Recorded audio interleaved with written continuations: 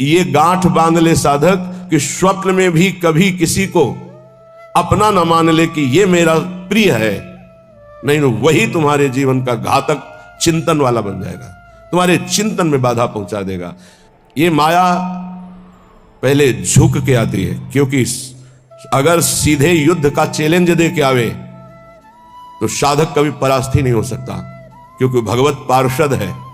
साधक जब मारा गया तो दया में मारा गया। इन शब्दों को बहुत ध्यान से सुनना। ये सत्संग है भगवत प्राप्ति के लिए, चाहे गृहस्थ साधक हो या विरक्त साधक। कभी माया ऐसे चैलेंज करके नहीं आती संतों के पास, साधकों के पास, भक्तों के पास, क्योंकि जानती चैलेंज करने पर इनका स्वामी खड़ा हो जाएगा, और स्वामी साथ खड़े तो वो दासी है माया, सामने टिकेगी नहीं, भाग जाएगी। वो बड़ी चतुरता से आती, प्रवीणता से झुक के आती है और झुका के रौंद के जाती है। ये लिख लो कागज में, चाहे दिमाग में लिख लो। झुक के आती है और झुका के रौंद के रुला के फिर उन संतों का अनुभव निकलता है। स्वप्न में भी कभी किसी को अपना ना माने। यहां जीवन में ये बात लिख लेनी चाहिए, ये अनुभव की बात है। विक्षेप त्रिभुवन में कोई नहीं डाल सकता, विक्षेप वही डाल सकता है जिसको अपना माना है, बस। वो चाहे वस्तु हो, चाहे व्यक्ति हो, चाहे स्थान हो, जिसे अपना मान लोगे वही तुम्हारे भगवत चिंतन में बाधा खड़ी कर सकता है, अन्यथा किसी की ताकत ही नहीं है। और हम अपना कब किसको मानते हैं? जब कोई झुक के रो के आता है तो दया से द्रवित होकर के जे भी उसे स्वीकार करता है तो उसकी दया का दुरुपयोग करके रौंदते रौंदते उसे भगवत विमुक्त करने की पूरी चेष्टा की जाती है। ये माया है। इसलिए असंगोहम पुरुषः, जिसने ये ब्रह्म सूत्र अपने जीवन में धारण किया, ये हम बहुत चूक की बात बता रहे हैं। दया बिना साधु कसाई, दया करी तो आफत आई। जीवन में ये अनुभव की बात बता रहा हूं। जब कभी चूक हुई है तो दया के कारण हुई है, और जब कभी कोई विघ्न साधना में पड़ता है तो साधु की दया उसे फंसाती है। इसलिए वो दया जो हमारे प्रभु के चिंतन में बाधा पहुंचा दे, कभी नहीं। दया दूर से करनी चाहिए। उपदेश कर दे भगवान नाम वाणी लीला का और छोड़ दे। पर होता क्या है, ये समर्थों को उपदेश दिया जाता है। जिनको अपने बल से उठाकर भगवत प्राप्ति करानी होती है उनको उपदेश नहीं दिया जाता, उनको गोद में लेकर चला जाता है। पर ऐसे गोद में लेकर चलने के लिए चाहे अपनी दुर्गति हो जाए पर उनकी दुर्गति ना होने पावे, ऐसा स्वभाव संतों का, तो उनको दुख भोगना पड़ता है। यद्यपि उनकी महानता है पर उनको दुख भोगना पड़ता है। ये संसार उनको रुलाता है, ये संसार उनको पीटता है, ये संसार उनको मारता है, संसार उनके शरीर को नष्ट कर देता है। कितने उदाहरण हैं। अगर साधक निर्विघ्न परमात्मानंद में स्थित होना है तो दया किस पे करनी है? किसी पे नहीं। क्यों? क्योंकि सब भगवान का स्वरूप है। हम खुद दया के पात्र हैं, सब हम पर दया करें। हाथ जोड़ के तृणादपि सुनिचेन तो निकल जाओगे। और अगर गुरु बने दया करके परम पद प्राप्ति कराने के लिए, तो उदारता है, ये उसका स्वभाव है। पर रो के यहां से जाना पड़ेगा, पिट के यहां से जाना पड़ेगा, और नाना प्रकार के प्रहार को सह के जाना पड़ेगा। ये बहुत आंतरिक बात कह रहा हूं, अगर समझ पाओ तो समझ लेना, नहीं आगे माया समझा देगी आपको। सिर्फ अपनी बात मनानी, उसकी बात नहीं माननी। सिर्फ अपनी निष्ठा में रहना है, उसकी तरफ झुकना नहीं, तो बात बन जाएगी, अन्यथा नहीं बनेगी। अगर ये रहा कि मुझे अपनी बात बनाने के लिए मुझे इसकी बात माननी, तो ध्यान रखना जीवन भर पछताना पड़ेगा, जीवन भर रोना पड़ेगा, और उसका कल्याण हो कि नहीं फिर संशय हो जाएगा। क्योंकि श्रद्धा शासन से प्रकट होती है, दुलार से नहीं। श्रद्धा कभी किसी की सुरक्षित रखनी है, उसकी श्रद्धा बढ़ानी है, तो कभी किसी को दुलार ना करे, ये गांठ बांध ले। आप इस भाषा को नहीं समझ पाएंगे, लेकिन इसको मान लोगे तो जीत जाओगे माया पर। संतों के अनुभव सुने जाते हैं, वो किसी राग द्वेष से युक्त नहीं होते, वो परमात्मा साक्षात्कार कराने वाले होते हैं। कभी भी साधक को, संत को, उपदेशक को दया करके, द्रवित होकर, अपने सिद्धांत का त्याग करके उसको सुधारने के लिए कभी ना झुके। अगर अपने सिद्धांत से उसका उद्धार होता है तो ठीक है, अपने सिद्धांत को त्याग दिया तो जीवन भर पश्चाताप रहेगा और सामने वाले का उद्धार नहीं हो सकता। ये खूब सूक्ष्मता से रात रात भर भगवत चिंतन करके उसका अनुभव कि उपासक की ये गलती हो जाती है।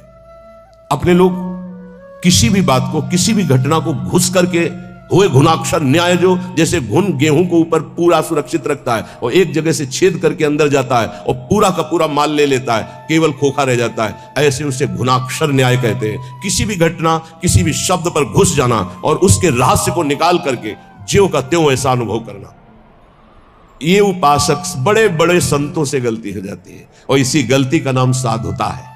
इसी गलती का नाम साधुता है कि वो अपनी गति दुर्गति का ध्यान न रख करके पामर जीवों को परम पद प्रदान करने के लिए नीचे उतर जाते हैं। आओ हमारे सर पर पैर रखो और भगवत प्राप्ति करो।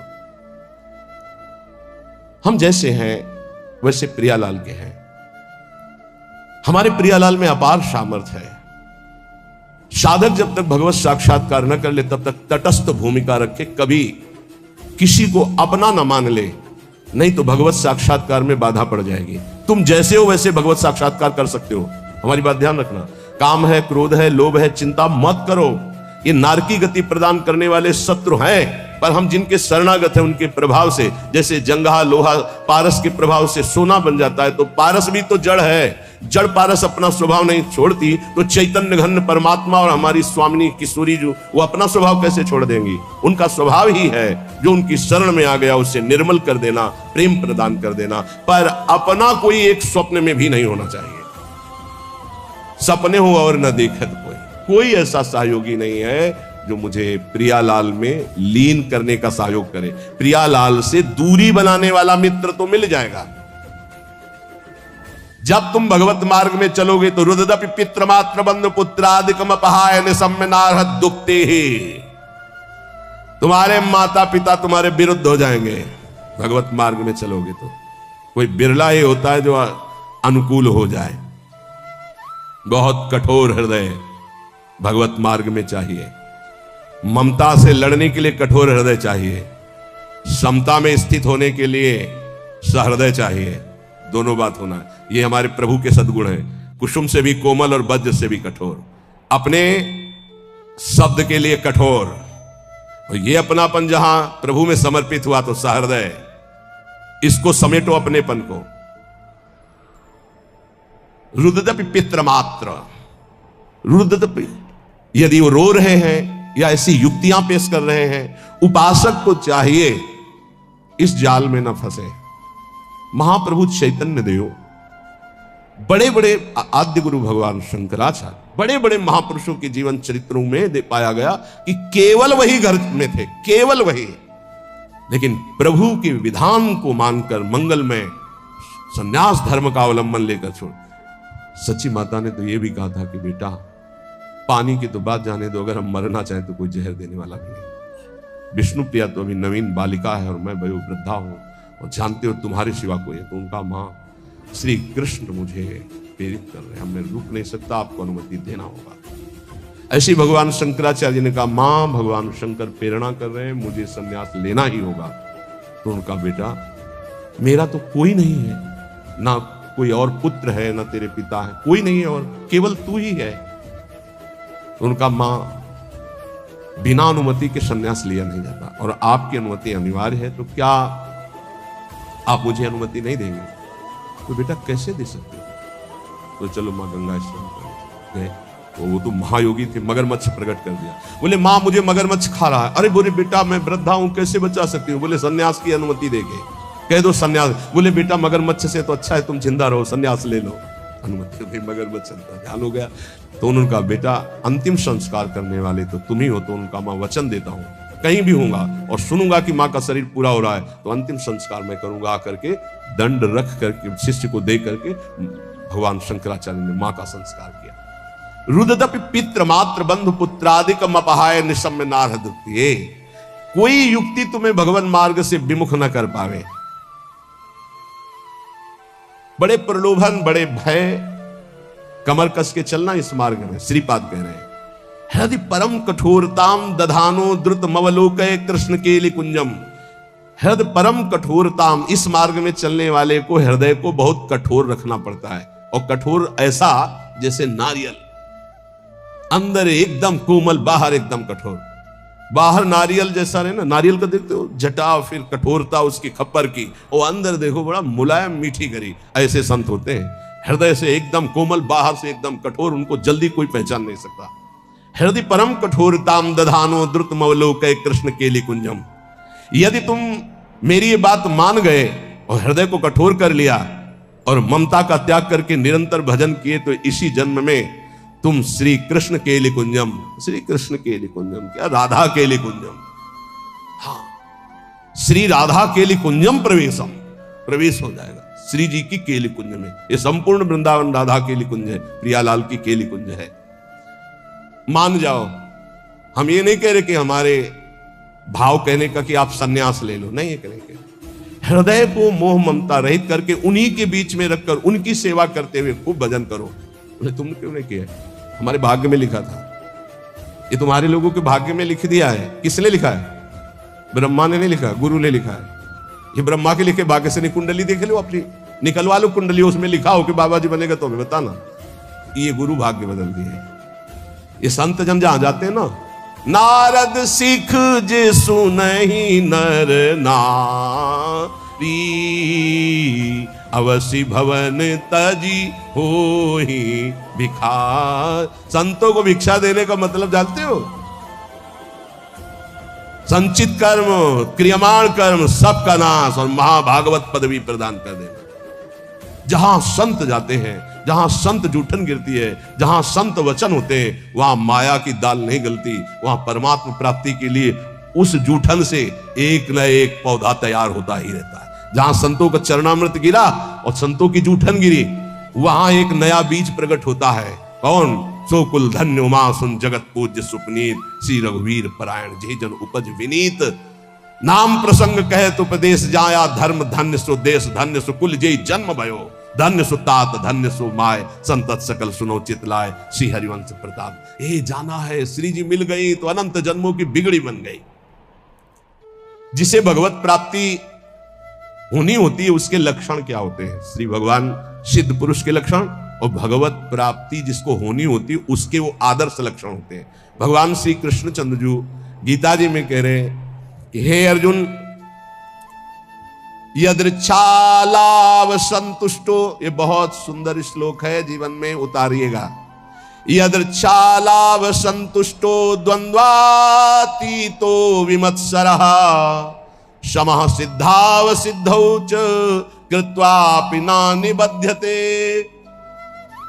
यदृच्छालाभ संतुष्ट, हे उपासक, ये सिद्ध महापुरुष के लक्षण है और उपासक को ये धारण करना चाहिए जिसे भगवत प्राप्ति करनी है। यदृच्छालाभ संतुष्ट, हम जो साधना कर रहे हैं, चाहे गृहस्थ धर्म से युक्त होकर चाहे विरक्त धर्म से युक्त होकर, यदृच्छालाभ संतुष्टो, अब भगवान की इच्छा से सुख दुखे समय कृत्वा लाभालाभ हो जया जय हो, जय हो या पराजय, लाभ हो या हानि, सुख हो या दुख, संतुष्टायन के नवा, मुझे संतुष्ट रहना, प्रसन्न रहना है सुख और दुख में, लाभ और हानि में, जय और पराजय में। ये हमारी साधना की कसौटी है। साधना में पराजित हो गया और शांत है, यही तो साधुता है। यदृच्छा लाभ संतुष्टो, हम फल प्राप्ति का उद्देश्य रख करके अगर साधना करेंगे तो हम विक्षेप को प्राप्त हो जाएंगे। ध्यान देना, हमको समता पर ध्यान देना है, यह है साधना का फल, और इस पर ध्यान प्राय नहीं। समता का क्या मतलब? हार और जीत में समान, लाभ और हानि में समान, सुख और दुख में समान। ये भगवान के वचन है। सुख दुखे समय कृत्वा लाभा लाभो जया जय। चित्त विक्षेप में या आनंद में समान, परिस्थिति बिगड़ी हुई या सही समान, कोई साथ दे रहा है या नहीं समान, साधना का फल मिल रहा है या नहीं समान। अरे 20 साल हो गए अभी वही काम क्रोध लोभ, समान वृत्ति, विक्षेप नहीं, शांत। यदच्छा लाभ संतुष्टो द्वंद्वातीतो विमत्सरः, बहुत अमृत में। हम साधना कर रहे हैं, अनुकूलता मिले या प्रतिकूलता, लाभ मिले या हानि, मान मिले या अपमान, स्तुति मिले या निंदा, विकार है या निर्विकार, पर हमारी स्थिति में फर्क नहीं पड़ेगा, हमारी निष्ठा पे फर्क नहीं पड़ेगा, हमारी श्रद्धा पे फर्क नहीं पड़ेगा। यदृच्छा लाभ संतुष्टो, पकड़ो पकड़ो इस बात को, अभी आनंदित रहोगे। हमें मतलब है नहीं अपने हृदय से, क्यों नहीं मतलब है? हमने दे दिया ना प्रभु को। बोले हमारा मन शांत नहीं, तो तुमने दिया क्या यार? किस तरह झूठे दानी हो। शरणागति तो यही से होती, तनुवांग मनोभिरमलई सोहम तयुवाश्रिता, शरीर मन वाणी कर्म प्राण सब कुछ प्रभु को समर्पित, मैं सहित। अब हमारा क्या, ये तो हरि का है, प्रियाजू का है। फिर सुन लो, योगी सांगोपांग साधना करता है, साधना में कायरता नहीं है, लेकिन फल में अनुकूलता हो या प्रतिकूलता, लाभ मिले या हानि, मान मिले या अपमान, स्तुति हो या निंदा, जो कुछ भी हो उस समय अंतःकरण में सम रहना, यह साधना की उत्तम अवस्था है। असंतोष पैदा ना होने पावे, ये तो हुई विरक्त साधक या भगवत भक्त की। अगर गृहस्थ में है तो जैसे उत्तम व्यापार करता है, व्यापार में घाटा हो जाए या लाभ हो जाए तो फूले नहीं, घाटा हो जाए तो प्रभु को भूले नहीं, समान भाव, फिर हम प्रयास करेंगे। अंतःकरण बिगड़ना नहीं चाहिए, श्रद्धा नहीं बिगड़नी चाहिए। हर एक परिस्थिति में तुम्हारा अंतःकरण अपनी आराधना में लगा रहना चाहिए, तो उसके हृदय में जो फल होगा उसका नाम होगा समता, जो भगवत प्राप्ति का स्वरूप है। ऐसा नहीं कि लाभ का और हानि का उसे ज्ञान नहीं होता, होता है, पर उसको दुख नहीं होता। किसको? जो भगवत आश्रित भजन करने वाला होता है। लाभ होने पर अभिमान नहीं होगा, हानि होने पर दुख नहीं होगी, जय होने पर फूलेगा नहीं, पराजय होने पर निराश नहीं होगा। परिणाम में सुखी दुखी ना होना यह साधक का लक्षण है, परिणाम में सुखी दुखी होना यह संसारी पुरुष का लक्षण है। साधक का अंतःकरण अनुकूलता प्रतिकूलता के असर से ऊपर होता है। संसारी पुरुष का हृदय अनुकूलता पे हर्षित होता है, प्रतिकूलता पे रोता है, शोकित होता है। तुम संसारी पुरुष नहीं हो, घबराना नहीं, क्योंकि तुम साधक हो, भगवान के शरणागत हो। अंतःकरण में तुम्हारे ऊपर कोई प्रभाव नहीं पड़ना चाहिए अनुकूलता या प्रतिकूलता का। ये कब? जब पापाचरण नहीं होंगे तब। पापाचरण होंगे तो केवल बातें सुनोगे, इसका प्रभाव पड़ेगा।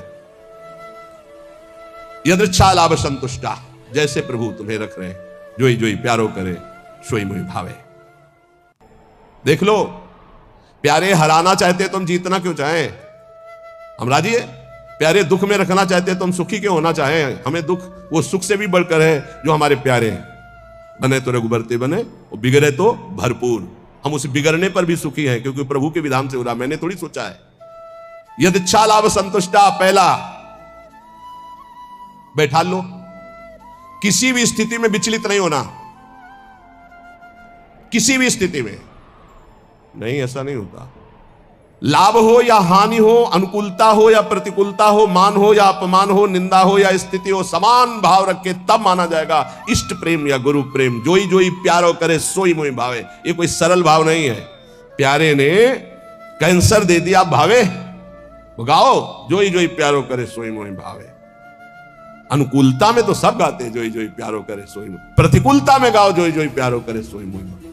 आगे कह रहे द्वंद्वाती तो विमत्सरहा, जो भगवान का भक्त होता है उस पर किसी भी द्वंद्व का प्रभाव नहीं पड़ता, सिद्ध महापुरुष पर। पूज्यपाद श्री उड़िया बाबा जी महाराज, प्रभुदत्त ब्रह्मचारी जी ने बहुत बड़ा संत संगोष्ठी रखी थी, जिसमें हरि बाबा और उड़िया बाबा भी पधारे थे। तो उस समय एक सन्यासी महान भारत में यश प्राप्त किए हुए थे, उनके गुरुजन। सिद्ध महापुरुषों की स्वाभाविक यश कीर्ति होती रहती है, तो उससे जो भगवत तत्व के ज्ञान होना और भगवत तत्व का बोध होना, इसमें अंतर होता है। तो भगवत तत्व के ज्ञानी थे वो, पर भगवत तत्व बोध संपन्न महापुरुष तो उड़िया बाबा थे। उन्होंने बस समस्या इतनी थी कि हरि बाबा जब घंटा बजाते थे तो सबसे पहले ओ नाद करवाते। तो इसका विरोध हुआ कि ये केवल अमुक ही बोल सकते हैं, हर वर्ण के नहीं बोल सकते हैं। उड़िया बाबा से कहा गया कि आप वहां बैठते हैं, आप इसका विरोध क्यों नहीं करते? उड़िया बाबा ने कहा हरि स्वयं हरि हैं, हरि बाबा स्वयं हरि हैं, वो जो कुछ करते हैं सब परम धर्म है, हम उनका विरोध नहीं कर सकते। इसी बात को लेकर के बाबा की बहुत निंदा की भरी सभा में बाबा बैठे थे, पद्मासन लगाए। बाबा के बड़े बड़े व्याकरणाचार्य, बड़े बड़े ब्रह्मबोध संपन्न महापुरुष संग में रहते थे उड़िया बाबा के। वो खड़े हो गए बड़े ज्ञानी जन और कहा कि बाबा उसकी तरफ देख के, बाबा सबको बैठा लिया और बैठे रहे आधा घंटे। खूब वो माइक मिल गया था तो खूब हराटेदार श्लोक और बार बार उड़िया बाबा का नाम ले लेकर उड़िया बाबा की निंदा, और कोई निंदा के चांस नहीं थे। इसी व्यवहार को सन्यासी होकर के ऐसा विरोध नहीं करते, ऐसा ऐसा ऐसा। बाबा जब संपन्न हो गई निंदा तो उठे और अपनी कुटिया में आ गए। सब शिष्य जन जो और मित्र जन जितने थे सब, बाबा आपने रोक क्यों दिया, उनके तो हम मुख बंद कर देते, ऐसी नहीं बोले थे। यही सत्संग सुना तुमने, यही आज तक हमारे संग का फल रहा कि तुम उनका मुख बंद कर। देखो वो जो निंदा कर रहे हैं सही कर रहे हैं, शरीर धर्म को लेकर के अगर निंदा कर रहे हैं तो बहुत सही बोल रहे हैं, और आत्मस्वरूप को लेकर कह रहे हैं तो जो वो आत्मा है वही आत्मा है, अभेद है, वो अपने आप की अपनी निंदा कर रहे हैं, तो हमें क्या परेशानी है, क्योंकि आत्म तत्व तो एक है। और शरीर की निंदा तो शास्त्र करते हैं, हम करते हैं, वो भी कर रहे हैं, क्या परेशानी है, कोई समस्या, कोई क्षोभ नहीं निंदा का। द्वंद्वातीत तो ये तो सिद्ध पुरुष के लक्षण होते, साधक को ऐसा ही होना चाहिए। अगर हमारी कोई निंदा करता है तो हमको बिल्कुल ऐसे रहना है जैसे कोई हमारी प्रशंसा करे तो हम कैसे रहते हैं। प्रशंसा में हम तटस्थ रहते हैं, हृदय में हर्ष नहीं होने देते, तो निंदा में हमें तटस्थ रहना, हृदय में शोक नहीं होने देना। ये द्वंद्व है, निंदा और स्तुति। ऐसे ही मान अपमान में, ऐसे ही अनुकूलता प्रतिकूलता में, ऐसे ही सुख दुख आदि में, तो ऐसे ही जन्म मृत्यु में आप द्वंद्वातीत अवस्था को प्राप्त हो जाएंगे। ना आपको मृत्यु का भय होगा, ना जन्म का भय होगा, क्योंकि आप जीवन मुक्त हो जाएंगे। भक्त द्वंद्वातीत होता है। और विमत्सरा, ये बहुत बड़ा दोष है, ये दोष बहुत बड़ा है। इसे कहते हैं ईर्ष्या। मत्सरति, मेरे से आगे निकला। ईर्ष्या बहुत बहुत बुरी, बहुत बुरी है। ये बहुत बड़ी जगह से होती है, छोटे मोटे को तो समझ में नहीं आती कि मेरे अंदर ईर्ष्या है, बड़े बड़े में ईर्ष्या होती है। जब अपने से अधिक किसी की प्रशंसा या सुख देखकर जलन जो होती है, उसे कहते हैं मत्सरता, ईर्ष्या। अगर ईर्ष्या का किंचित मात्र भाव है तो चाहे जितना इष्ट कृपा करे, गुरु कृपा करे, वो जलेगा, कुछ उस पर फर्क नहीं पड़ेगा। बहुत विचित्र है ये ईर्ष्या। विमत्सरहा, मत्सरता रहित होना चाहिए साधक को। सिद्ध पुरुष में ईर्ष्या नहीं होती। ईर्ष्या इतना दोष सूक्ष्म है। कंचन तजना सहज है, सहज तिया का नेव, मान बड़ाई ईर्ष्या दुर्लभ तजनाए। दुर्लभ है जो कंचन कामनी पर विजय प्राप्त किए हुए, वो भी ईर्ष्या पर। बहुत विचित्र है, बहुत विचित्र। किसी की भी बड़ाई सुनकर उनकी निंदा करना शुरू कर देना, ये ईर्ष्या करवाती है। हाँ हाँ सब ठीक है भैया, ऐसे से ऐसे से निंदा कर देना, हृदय में उनके प्रति जलन होना। थोड़ी भी ईर्ष्या यदि हृदय में है तो भगवत प्राप्ति या भगवत प्रेम नहीं होने देगी। इसको मिटा दो। जिसके प्रति ईर्ष्या, उसके चरण वंदना करो, उसको हाथ जोड़ो, उसको और प्यार करो, जिससे ईर्ष्या तुम्हारे हृदय में उसके प्रति ना होने पावे। ये अपनी कोशिश से होगा, दूसरे की कृपा से नहीं। आप ये मत समझे इसमें। ये ईर्ष्या सबसे बड़ा सूक्ष्म दोष है, और ये बड़े बड़े साधकों और संतों में भी जागृत हो जाए यदि सावधान न रहे तो ये बहुत बड़ा दोष। इसीलिए लिखा कंचन तजना सहज है, सहज तिया का ने, मान बड़ाई ईर्ष्या दुर्लभ तजना है। ईर्ष्या से बहुत बड़ी हानि हो जाती है, बहुत बड़ा अपराध बन जाता है। इसमें निंदा आदि दोष, बहुत गलती हो जाती है, बहुत बड़ी गलती हो। इष्ट छूट जाएंगे, गुरु छूट जाएंगे, ईर्ष्या नहीं छूटेगी। मतलब बहुत ही ये सूक्ष्म विषय ईर्ष्या। मत्सरति, मेरे से आगे निकला जा रहा है, ये ईर्ष्या बहुत मत्सर। विमत्सरहा, भक्त विमत्सर होता है। चाहे जितना आपस में प्रेम हो, ईर्ष्या जागृत हो जाए तो एकता, मित्रता, भाव, श्रद्धा सब नष्ट कर देगी। चाहे जितना प्रेम, ईर्ष्या जागृत हो जाए तो बहुत दूरी बना देती ईर्ष्या। वैर और भिन्नता ये पैदा करना इसका काम है। भिन्नता, दूरी बना देना और दुश्मनी पैदा कर देना, ये ईर्ष्या का काम है। साधक इस दोष से बचे। बड़ा भयानक दोष है ईर्ष्या। ये बहुत जल्दी हो जाता है। छोटों में तो कम होता है, बड़ों में ज्यादा होता है। छोटों में छोटे स्तर से होता है, एक दो व्यक्ति। ईर्ष्या बड़ों में बहुत जोर की। सुना है हमने, शब्द सुने, तो उससे लगा कि ये ईर्ष्या बहुत जोर की होती। किसी की भी बड़ाई हो, फौरन निंदा। हमने सुना है, फौरन निंदा शुरू। हाँ ये तो ठीक है, पर लगा के उड़ गए, निंदा शुरू कर दी। ईर्ष्या बहुत विचित्र है। अपने में गुणाभिमान और दूसरे में दोष दर्शन, ये ईर्ष्या करा देती है। और सारी तपस्या भजन सब खो देता है ईर्ष्यालु। कुछ नहीं रह जाता ईर्ष्यालु के हृदय में। इसलिए भगवान कह रहे हैं विमत्सरा। सिद्ध पुरुष में तो होती नहीं है, और साधक में इसे मिटानी होती। स्वयं से मिटेगी, ये बात ध्यान रखना। लाख उपाय करके देख लिया, नहीं गई। स्वयं से मिट रहे हैं। स्वयं जब तक नहीं मिटाना चाहोगे, ईर्ष्या नहीं मिटेगी। ईर्ष्या जिधर झुक जाए उधर द्वेष पैदा कर दे, लड़ाई झगड़ा पैदा कर दे और नाश शुरू कर देती ईर्ष्या। बहुत बहुत विचित्र। बहुत गुरु की बढ़ोतरी देखकर शिष्य को ईर्ष्या हो सकती है। ईर्ष्या शिष्य को हो सकती। सूली पे चढ़वा दिया, जहर खवा दिया, मारने का संयोग बना दिया। बहुत से ऐसे उदाहरण पाए गए। ईर्ष्या, भला सदगुरु परब्रह्म उनकी महिमा को देखकर ईर्ष्या कैसे हो सकती है? हो जाती है। जब अपने में गुणाभिमान होता है तब ये ईर्ष्या हो जाती है। यहां तक शिष्य की महिमा को देखकर गुरु के हृदय में ईर्ष्या पैदा हो गई। ऐसा नहीं, जबकि शिष्य तो अपना पुत्र, अगर उसकी महिमा बढ़ती है तो गर्व का विषय होता है कि हमारा ही तो बेटा है, हमारा ही तो वैभव है ये। ऐसा नहीं, जहर खिलाने की चेष्टा की गई शिष्य को। चरित्र में, रामानुजाचार्य जी चरित्र में पढ़ के देख लीजिए, ईर्ष्या बड़े स्तर में प्रकट हो जाती है। अगर ब्रह्म बोध नहीं, भगवत प्रेम की प्राप्ति नहीं, तो ये प्रकट हो जाएगा, ईर्ष्या प्रकट हो जाएगी। सदगुरुदेव भगवान के वचन, किसी भी क्रिया की प्रतिक्रिया ईर्ष्या से हो सकती है।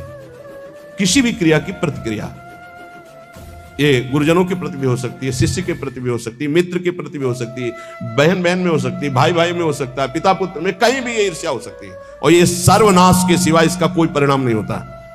केवल नाश और पतन के सिवा इसको कोई परिणाम नहीं होता। ये शब्द याद कर, ईर्ष्या का केवल, किसी और का नहीं, अपना।